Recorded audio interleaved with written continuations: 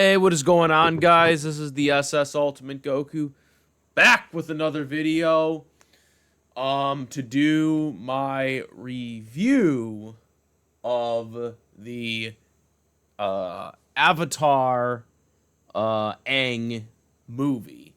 Uh so the Avatar Aang movie is officially out on Paramount for you to watch. Um It had a limited theater run in New York City and I believe LA. But obviously, I don't live near there, so I wasn't going to be able to see it in the theaters. Um, they put it in there, I guess, as a cop out so they can get awards on it. Um, again, don't agree with that at all. Uh, you only should get awards if it's actually an actual theater run, not a limited theater run. Um, I think James Cameron said that best. But, anyways, I will say this right now. I just got done watching it. Um, I'll say right now, this movie 100% should have been in the movie theaters. It was a good movie. Um, there were some flaws, but overall, in terms of storylining plots, but overall, the movie was very entertaining, very good, a lot of callbacks. Um, Not a big fan of the art style. Again, gonna reiterate, animation and art styles are two different things. The animation was tremendous. The art style, wasn't really big on it. Same thing what we just saw with the Seven Haven trailer. Um, but anyways, the movie starts out. We see flashbacks from Avatar Aang's past, like when he was a kid. We see Gyatso. Um, and then we get to the present day. You know what I mean there? So we get, um, then to present day. Um, and Aang, thinking about, I mean, basically the dream of his past, right? Um, of what happened before the war, basically. Um, then we get to. I also I have to reiterate. Actually, hold on. I have to reiterate this before I continue any further, because I know some people will have commented in the past when I've done movie reviews, but and it will be in the title. But spoiler alert. I don't understand why people don't understand the concept, but um, if you haven't seen the video or the movie on the stream from Paramount Plus, or if you're one of the lucky people that got to see it in the movie theaters in New York City or LA, go watch it. Um, 5, 4, 3, 2, 1. We'll get right back into this now. Um, but anyways, so you see the dawning of Republic City, the origins of Republic City there. A lot of interesting things there, but we see Aang going to one of the air temples. Um, so we see them going to the air temple, and he's putting relics together and whatnot.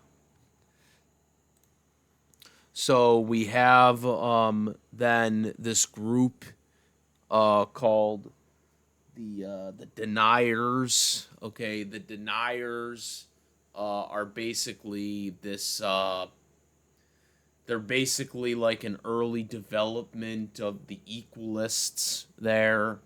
Um, um, so they're basically trying to find an artifact. Uh, Aang's not having it. They have a fight um, to fight over this specific thing because they want to find the staff, which is the biggest plot in this movie. We will get to that later. Um, in the end, Aang decides to save one of the people in the group. You know what I mean? The deniers. Um, and because of this, that person actually, seems to have some type of empathy for Aang because of this. But then the group tells her, no, no, we had to stick together. Your family was taken out or whatever. So that's what it leaves the groundwork later in the movie. But so this is what happens. Uh, Aang ends up going back again, as I mentioned earlier about the Republic City, because Katara was introducing some new things for Republic City. Aang is all damaged, so Katara has to heal him up, right? They need to find the mysteries of the Avatar from the past. So Avatar Soen, who is like the forgotten Avatar of this story. Aang wants to find you know wants to find her spirit basically because she was like he went into the spirit world and he couldn't find her, you know? And so he was asking a bunch of different avatars where she is, and how he can communicate with her. And none of them could do. He eventually comes across another avatar who does eventually figure it out of who he's talking about.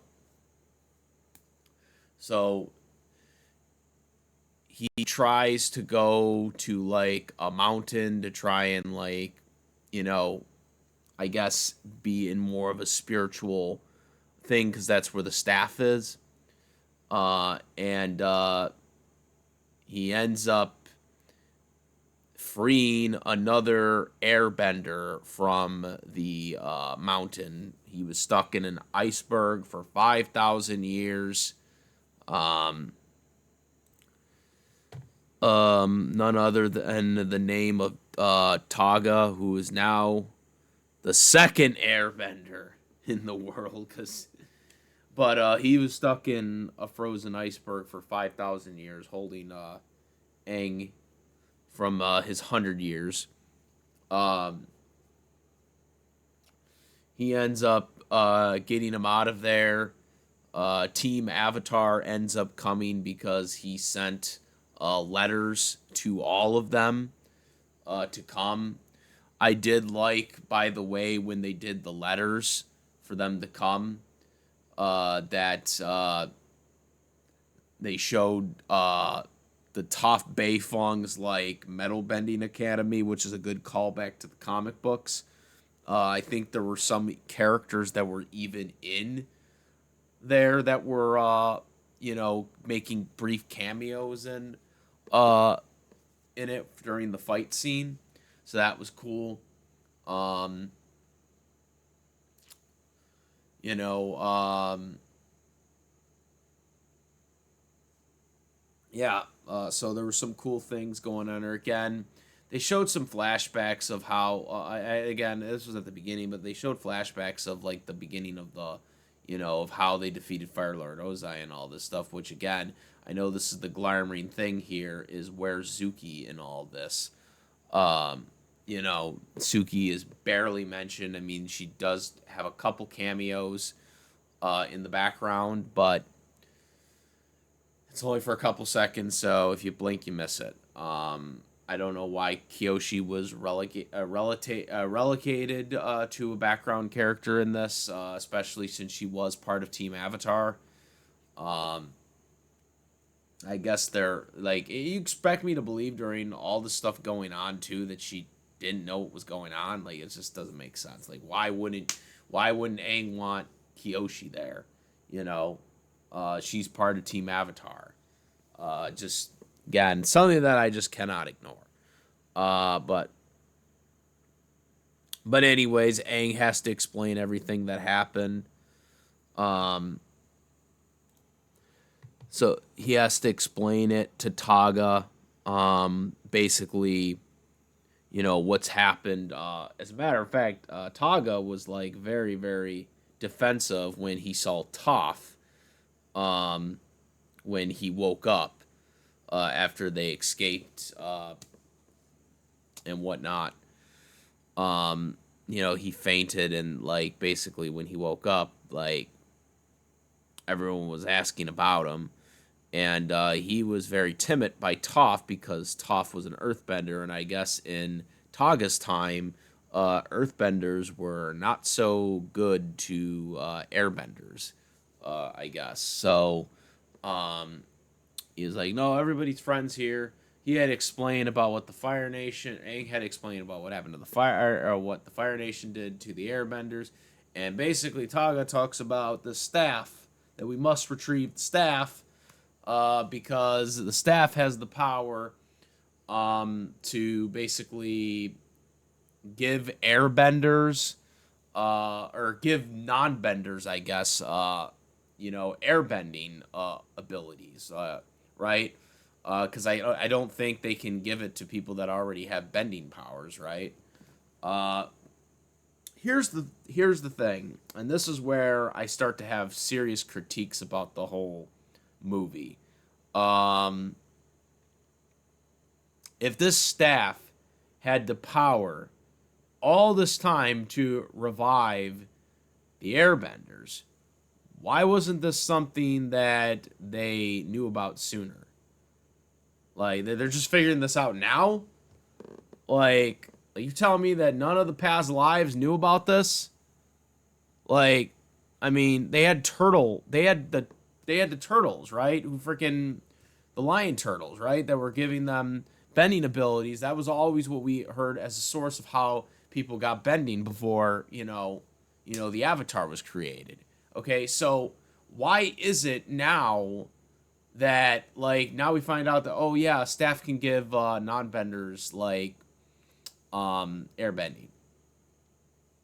And the thing is, and we know Tagah was like totally, manipulating the situation because he wanted to do his own thing. But why didn't Aang be like, who are we gonna give this bending to? Like, I don't think there was really a thought process here. Like, cause it's like, are we just gonna give airbending to anybody who's a non-bender? Right? We're just gonna give bending to whoever? Like, I don't think this was really thought through. Because if we remember in Legends of Korra, when the convergence was left open and airbenders were recreated, okay, or airbenders were given to non-benders, or selective non-benders, okay, by the lion turtles, okay, and the spirits, they were giving them these abilities, but a lot of the people that were non-benders, that were now airbenders, they didn't want to follow the culture. Okay, a lot of them didn't want to follow the culture. Okay, so this is something that I don't feel it really felt was really explored. Because it's like Like, we're just gonna give non-bending ability to anybody? So this is something they really didn't, like, I think, really thought through. Uh, Obviously, Tarzan didn't really think about anything, but Aang should have thought about this. Um, yeah, so they plan to go try to, get the staff. Obviously there's some distrust with the other members, but they do go through. They go through this portal to get to the center of the lion turtles and whatnot. Um, and basically they get where they need to go. Um, Aang is like, I'm gonna go on my own to get this staff, and so basically Tagah, is still with the other team members of Avatar and whatnot, and they're trying to fix the ship because the ship got seriously damaged or whatever. We also did see uh, there was some suspicious with Tagah because the uh, the deniers who tried to like find them because they had the map, but you know because Tagah knew where it was, it didn't matter. Um,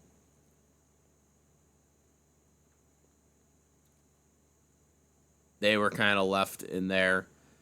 Um, Tagah is basically confronted by Katara because Katara believes that he's manipulating and lying, and it's been confirmed. And he's basically like, all you other benders, you're all evil except for airbenders. Now, again, keep in mind, Tagah is someone who got the power of airbending from the staff, by the way. I should put that out there as well. Um, as this was, well, we'll get to that later, actually. Um, but anyways, so they end up fighting. Tagah destroys the ship, and he basically destroys Team Avatar. And this is the thing. This is the part of the movie I hated because Aang gets the staff.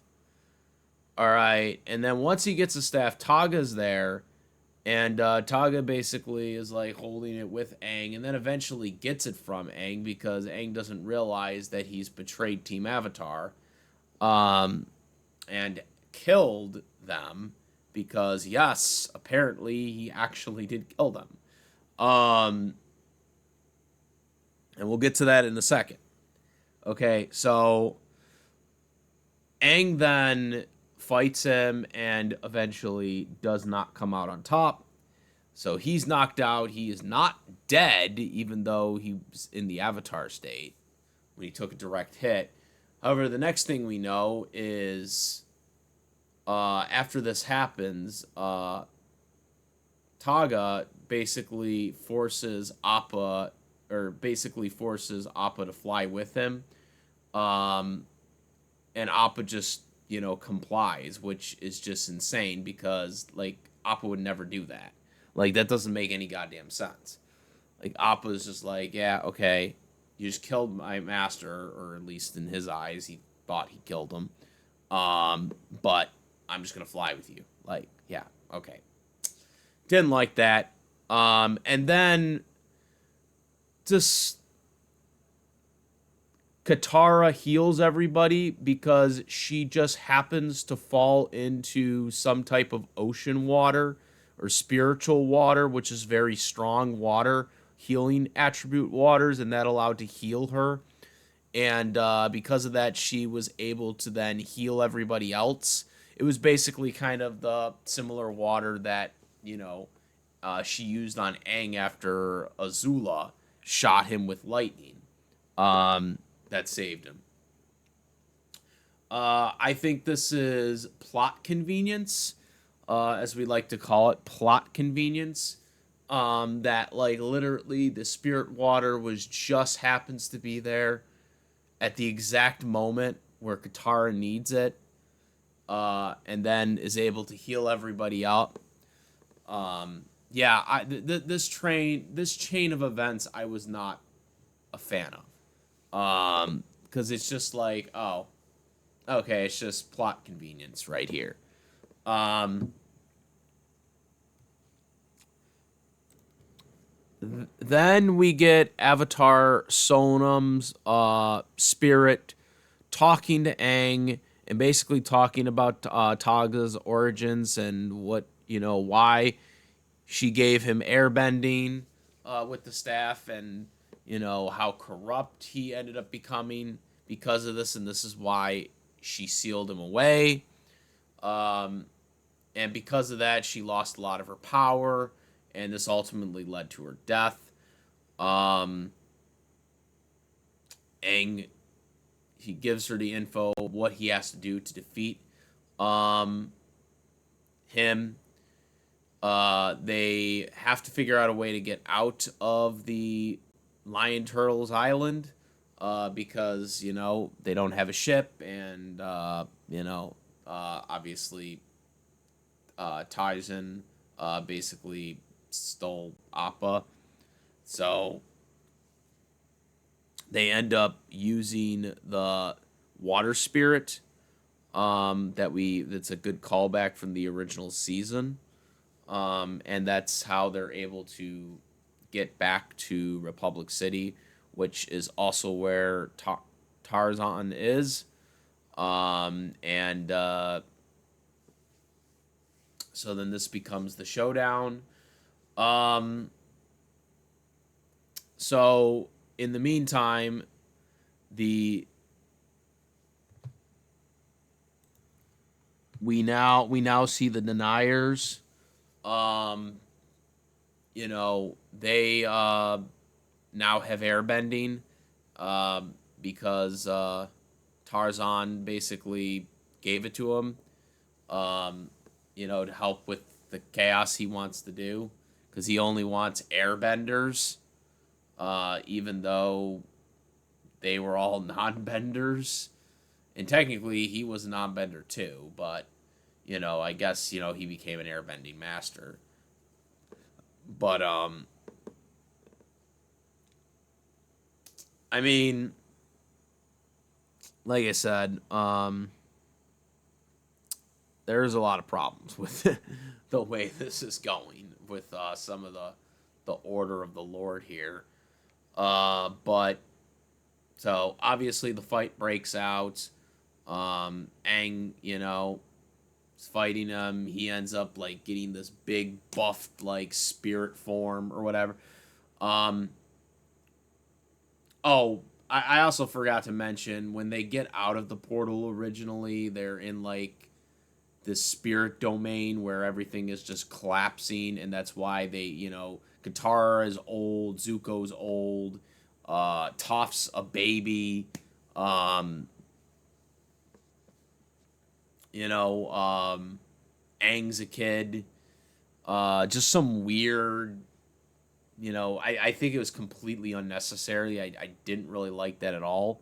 Um,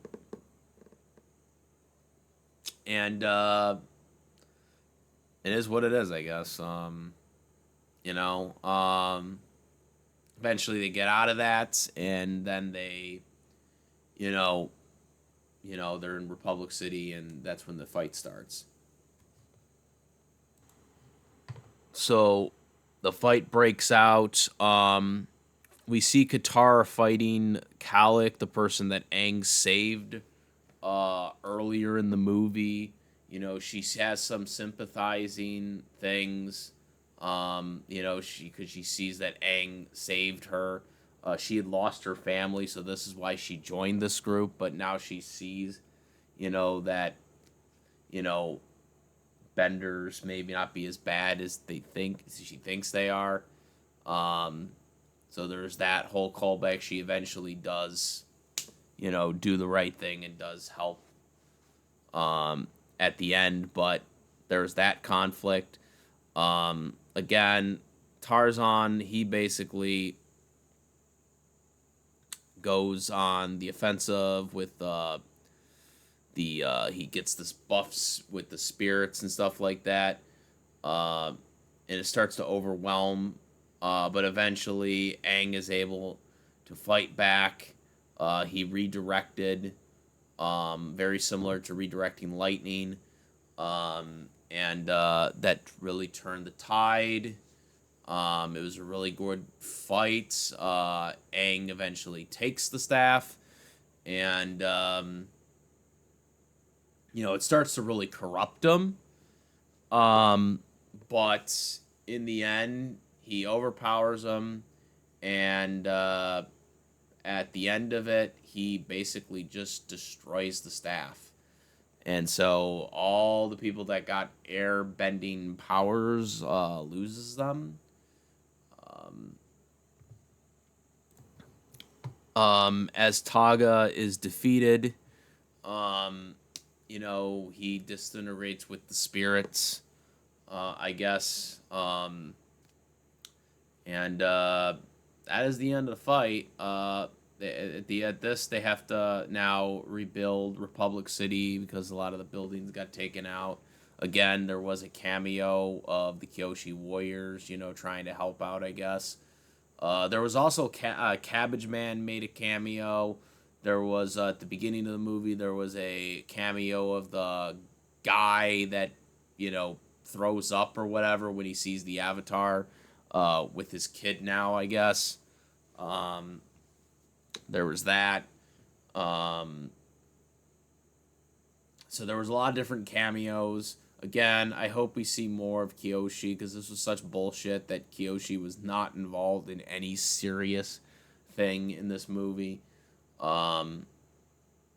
We get some romantic thing at the end with Katara and Aang since they're married.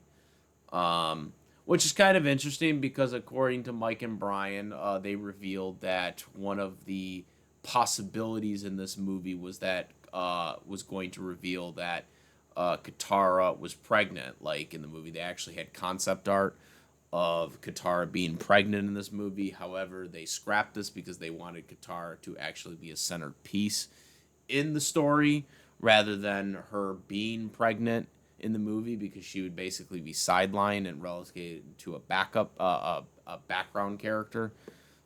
So I actually do like that they did not do this and made her pregnant in the movie because I like that we got to see Katara really go full force in this movie. But yeah, we see some emotionalness from everybody at the end, and then we end up seeing, some of the people from the deniers that are now joining Aang in trying to rebuild the culture of the Airbenders. Well, not the Airbenders, the Air Nomads. They make a temple, an air temple, Air Nomad temple for in Republic City for people that want to believe in the faith of the Air Nomads without even being Airbenders. This is obviously the place that Tenzin would eventually dine later on. So this is one of the things that builds up to what you see in Legends of Korra. So this was a good tie-in. I would like to see more of the. At the end of the day, because that's pretty much how the movie really ends. Coming out of this movie, I'd really like to see more of this. Like, I'd really, rather. I know we could keep talking about, oh, they want to do Seven Havens, or they want to do another movie of like maybe Korra, or even I guess Kyoshi. Because that was supposedly one of the leaks, which Mike and Brian basically said it was bullshit without saying it. Um, Not gonna say who it was, but we all know who he was talking. We all know who Mike and Brian were talking about when they said news mold, some mold news. We know he was talking about Avatar news. I'm sorry, guys. You know who he was talking about when they were saying that. Some of the things that Avatar News reported was all bullshit, and I said that a while ago. Because I figured it out early on about Avatar News, that some of the stuff that they knew was not true. They knew more stuff about the live action series than they knew about the stuff that was going on in Avatar Studios. A lot of the stuff that they knew in Avatar Studios was not true. And a lot of the stuff they were either guessing or wasn't 100% accurate. And that's basically what Mike and Brian said. Like, they knew more stuff about the Netflix project, which I don't know how they figured that one out. Because they actually contacted me once. They contacted me once about information that I found out, and I still have the DMs to prove it. By the way, from Twitter. Okay, they messaged me because I made an assumption, which I later recanted, and they asked me how I found out about it, and that's how I knew Avatar News were a bunch of the people that do Avatar News weren't actually reporting accurate information, and that they were going off of whims of people, because they contact me. I have proof of it. So if Avatar News tries to deny it, which I think they left already anyways, but if they try to deny it, I will gladly show those DMs. If they try to say shit, but because they blocked me on Twitter, so for a different reason, but it was a bullshit reason, but yeah, that's what I said. Like, I was like, yep, I knew it. I knew it for years. But I didn't say anything about it. But I loved how Mike and Brian just like basically they said it without actually saying it, but you knew what they were talking about. You knew what they were talking about. But yeah, I'm not gonna get into the drama of that, because that's not what this is about. This is about the review.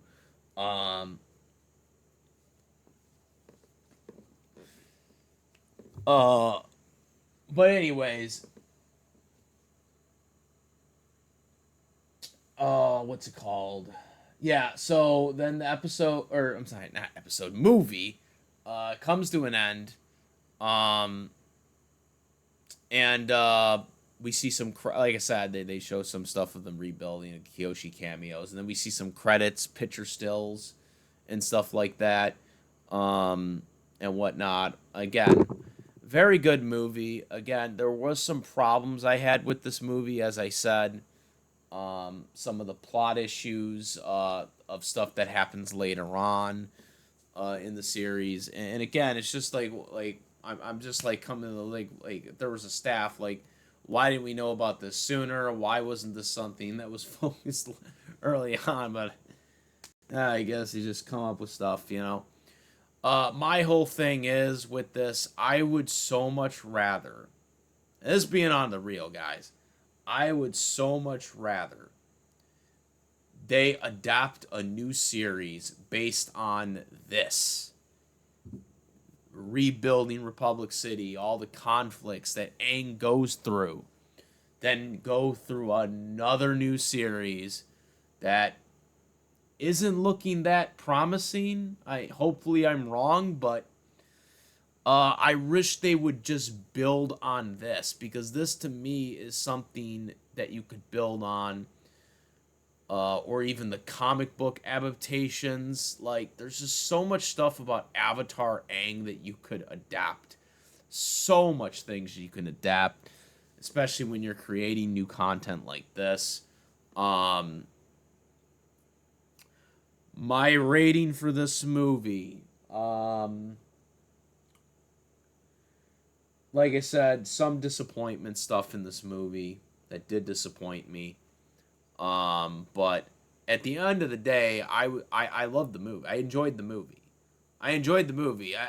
The things that I didn't like about this movie were things that were more plot oriented because of what we had before, established before. Um, in terms of the voice acting, I know we've talked about the voice acting a nauseasm. I still maintain the fact that I do not think the legacy characters should have been recasted. I will always maintain that no matter what. I think it was wrong that they were recasted for the reasons that they were recasted for. Um, Obviously, some of the characters don't voice, or some of the voice actors don't voice act anymore. Obviously, you would have had to replace them, but the people that voice act that are still in the industry should have been allowed to come back and be their characters. I'll always maintain that. In terms of the people that did take over the roles, they were okay. Um, they did seem like they were trying to sound like the old characters or the old voice actors. But obviously they didn't really sound like them, but they were trying to sound like them. Uh, I liked uh, Toph's voice performance, even though it's no Jessica Flowers. But I did like the twinkle toe thing. Like they did pay homage to what the old voice actors were doing. Um, Sokka's voice actor, I wasn't. It just doesn't hold the same. With the Sokka jokes and stuff like that, it just didn't hold the same. Um, um, Zuko again, Dante Bosco. There's no way anybody was going to be better than Dante Bosco. Um, in this, um, what's it called? Aang's voice. With Aang's voice, they tried to make him sound like a kiddish adult, because more of a he's more of a he's a nomad, right? He's a person who was 12 for 100 years essentially because he was frozen in an iceberg. So they try to keep that happy go lucky voice, but still try to make him sound adultish. Um, it was okay. Um, Batista's performance I liked. Um, Batista's done a very good job at voice acting. I mean, he's done a bunch of different voice roles for anime and cartoons and stuff like that. Did very good, I thought. But again, it's never going to be the same as the OGs, guys, and that's just a fact of the matter.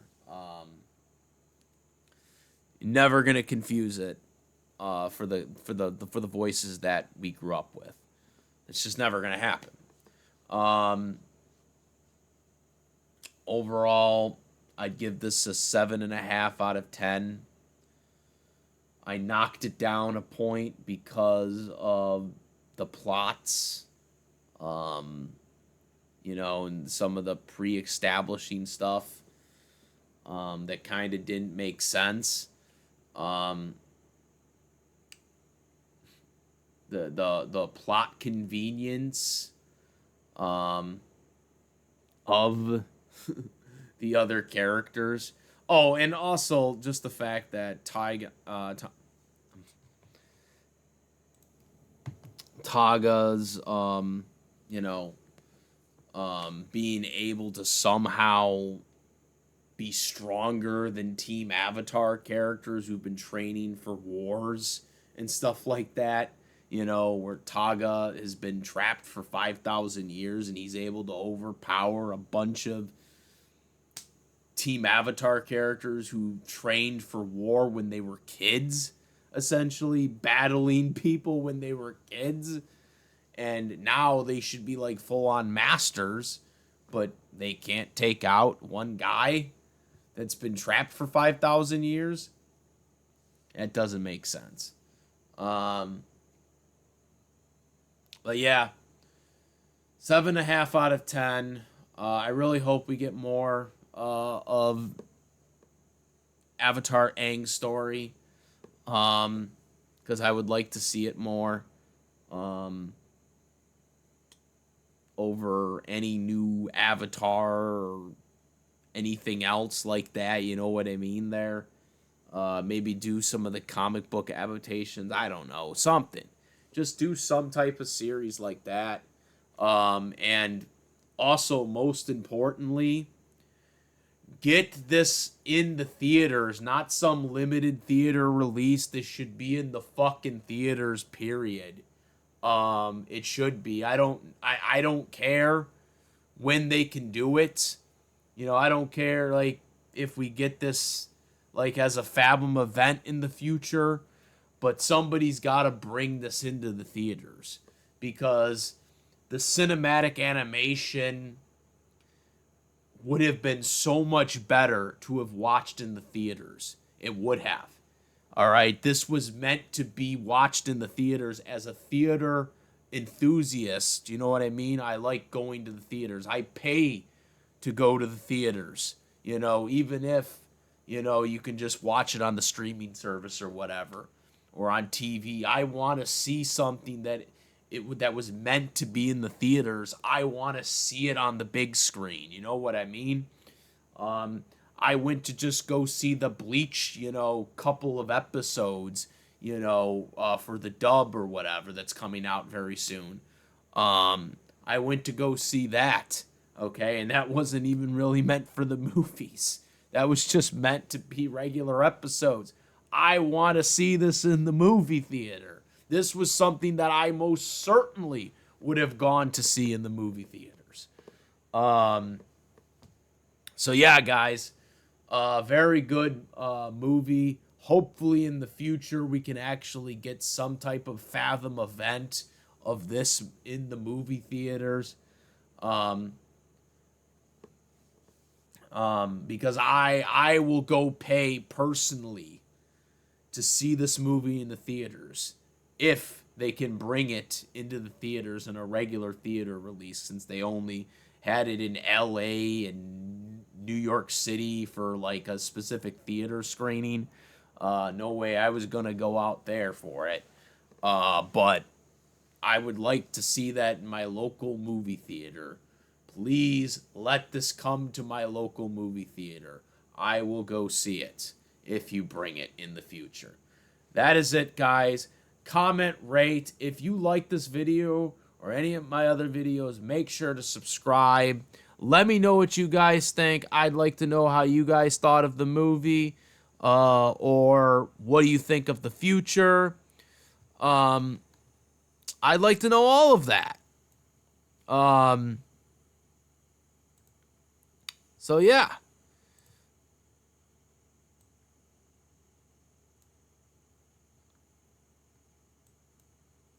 So yeah, I'd like to know, guys. I'd like to know, ladies and gentlemen, what you guys all think. Let's bring the discussions out. Yeah. That is it, guys. I am the SS Ultimate Goku, and I'm out of here. Peace!